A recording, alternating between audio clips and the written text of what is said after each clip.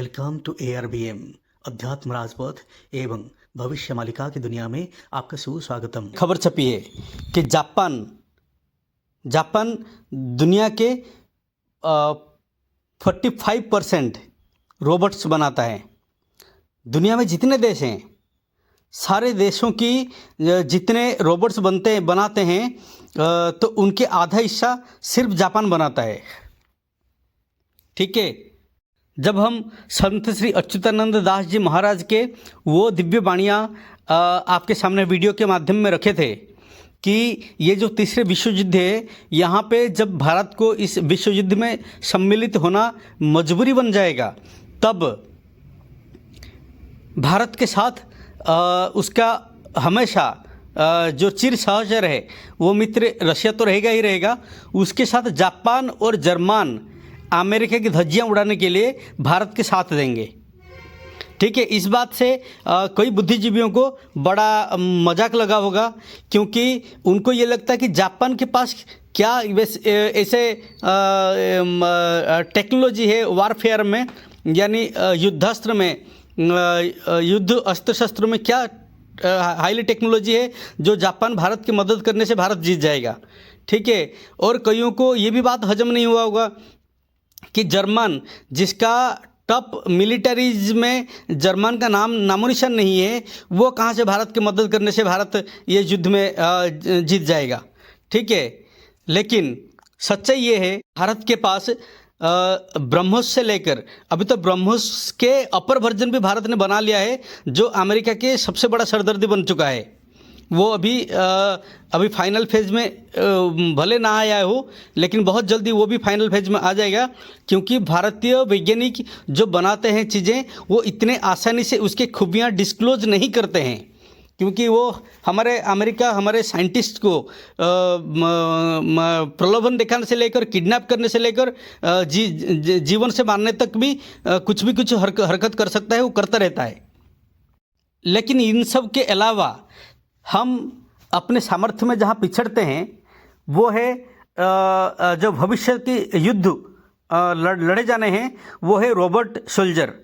ठीक है, ऑटोमेटिक जो लड़ने वाली चीज़ें हैं, चाहे आपके जो टैंक सिस्टम हो, चाहे आपके मिसाइल सिस्टम हो, चाहे आपके सोल्जर्स हो जो फ्रंट वार में आमने सामने होकर लड़ाई करते हैं, वो उसमें भारत काफ़ी हद तक पिछड़ा हुआ है। ठीक है, ये टेक्नोलॉजी जो रोबोटिक टेक्नोलॉजी है ये आपको जापान देगा, और हमारे को जर्मन कहाँ पे मदद करेगा। जर्मन की कुछ बातें बताता हूँ। देखिए कि जो जर्मन के जो ऑटोमेटेड टैंक्स है, जर्मन के जो बंकर को डिस्ट्रॉय करने वाला बम्स है, जर्मन के जो लैगून ब्रिजेस है, जो ब्रिज में तैयार करता है वो, उसका लेंथ कैपेसिटी 30 मीटर का है, जिसको ऑटोमेटिकली बनाने में कोई आदमी उसमें काम करने की ज़रूरत नहीं होता। वो बनाने में सिर्फ 6 मिनट ही समय लगता है।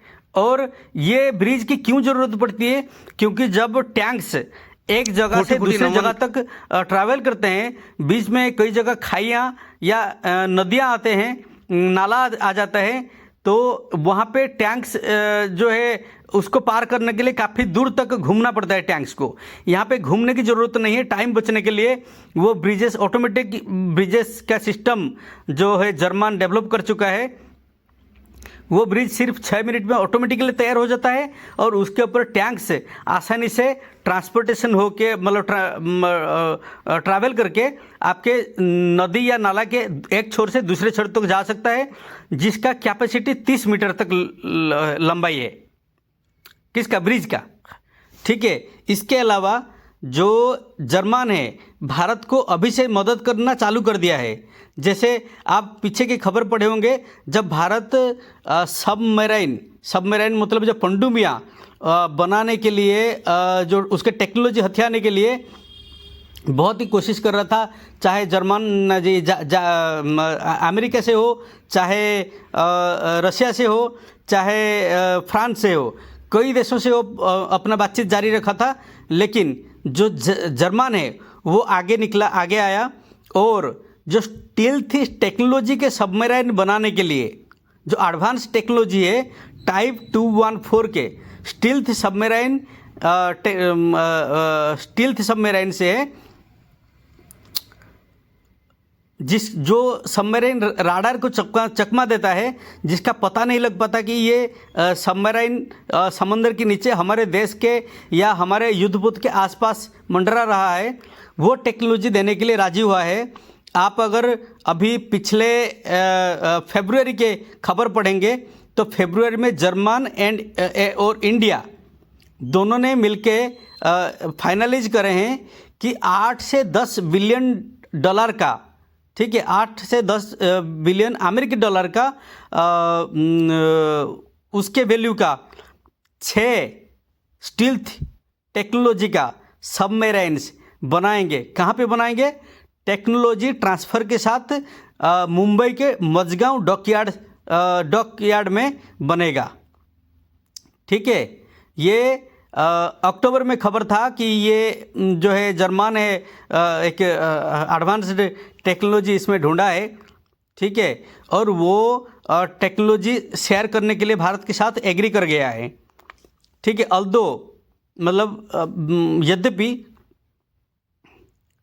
बहुत सारे देश और जिनके नाम है यूएसए, जो अमेरिका है, चाइना है, रशिया, यूके, फ्रांस, भारत भी है उसमें, और जर्मन, जापान, ऐसे कुछ देश हैं, गिने चुने देश हैं जो कि स्टील्थ सबमरीन्स यूज करते हैं। बट जर्मन जो है उसका एडवांस्ड टेक्नोलॉजी जो इतने स्टील्थ क्वालिटी उसको प्रोवाइड करता है जो कि उसको पकड़ना और भी मुश्किल हो जाता है।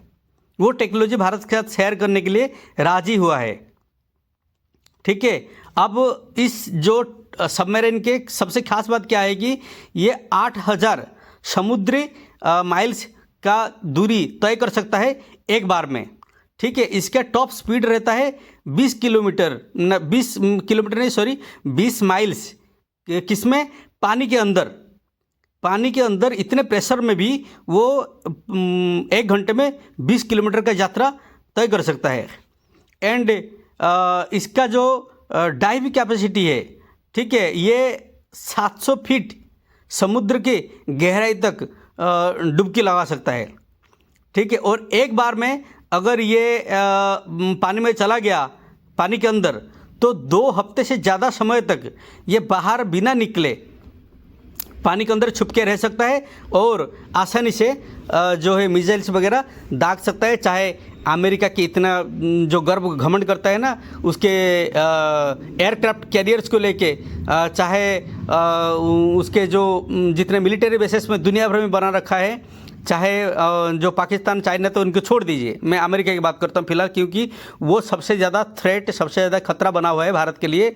भारत उसका दुश्मन नहीं है, लेकिन वो भारत को आगे बढ़ने नहीं देगा। जो अभी अभी उसने स्टेटमेंट दे के गया है, उसके एक सांसद भारत आए थे, उन्होंने स्टेटमेंट दे के गए हैं, जो 20-30 साल पहले चाइना को आगे बढ़ाकर जो गलती अमेरिका किया था, आज चाइना उसके लिए थ्रेट बना हुआ है, उसके लिए जो है खतरा बना हुआ है। सेम जो गलती वो भारत के साथ नहीं दोहराएगा। इसका मतलब भारत को तरक्की करने से वो हर दिशा से रोकने की कोशिश करेगा। तो इसलिए अमेरिका जो है वो भारत के लिए सबसे बड़ा थ्रेट बना हुआ है।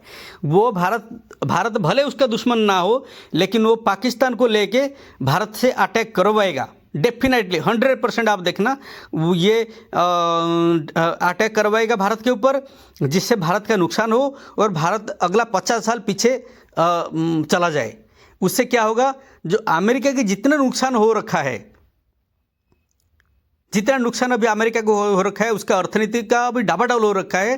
तो जो सरकारी ऑफिसर को सैलरी देने के लिए उसके पास पैसा नहीं है, लेकिन वो दुनिया भर में जा जाकर युद्ध लड़ रहा है।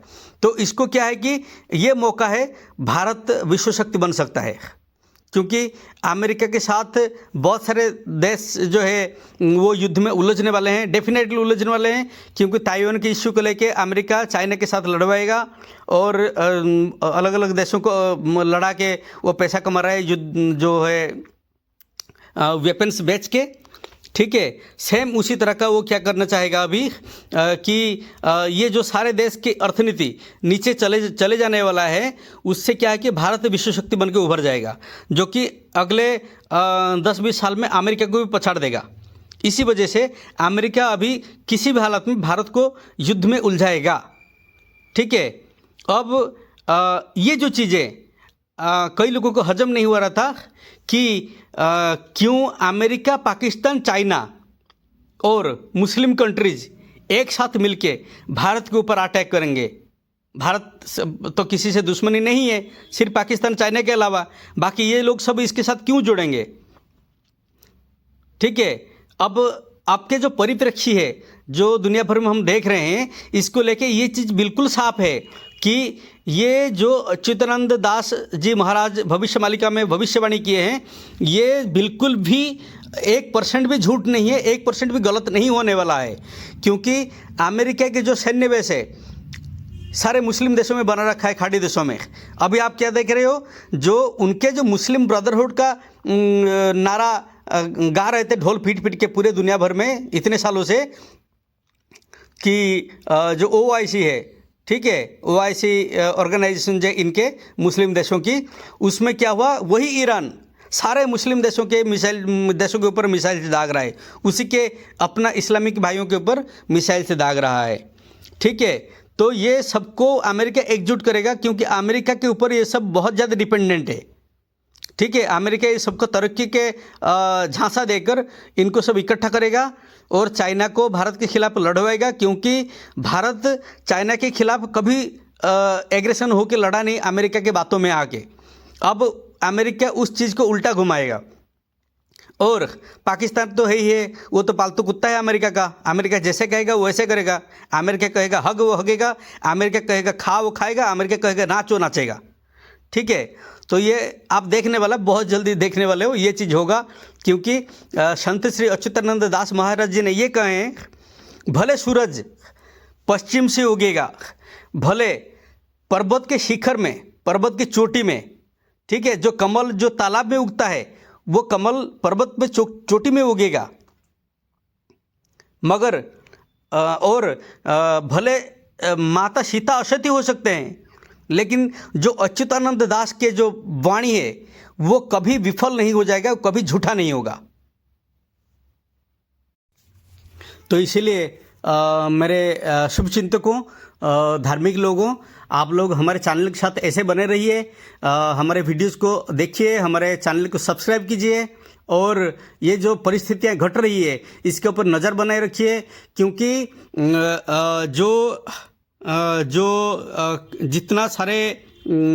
जितने सारे मनुष्यकृत और प्राकृतिक दुर्विपाक के बारे में इस पंचसखा भविष्य मालिका में बताया गया है, वो तो होना ही होना है, 100%, 100% वो होना ही होना है। लेकिन कि ये जो समय है ये कब होने वाला है, ये अभी है, अभी 2026 से 2030 के बीच में है। जैसे कई सारे ज्योतिषाचार्य और कई सारे भविष्य मालिका के विशारद है वो बताए जा रहे हैं। तो ये समय एक्चुअली ये इसी पीरियड में है या आगे होकर आएगा, ये हम आपको रिसर्च करके टाइम टू टाइम बताते रहेंगे।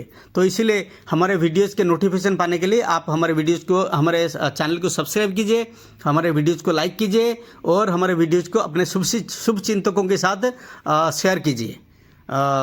जय कल्कि भगवान, जय अच्युतानंद दास जी महाराज, जय जगन्नाथ, जय भवानी, हर हर महादेव।